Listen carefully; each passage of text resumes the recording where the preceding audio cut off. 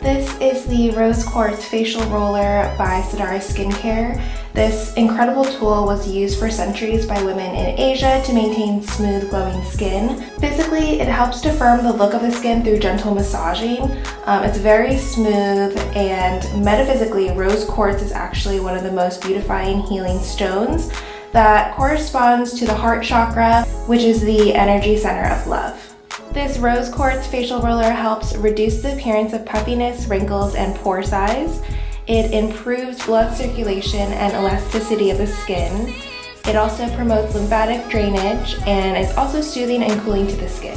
So after you cleanse your face, you can gently glide the roller over the skin for 5 to 10 minutes. This tool can be used on the forehead, under the eyes, lips, chin, jawline, and neck.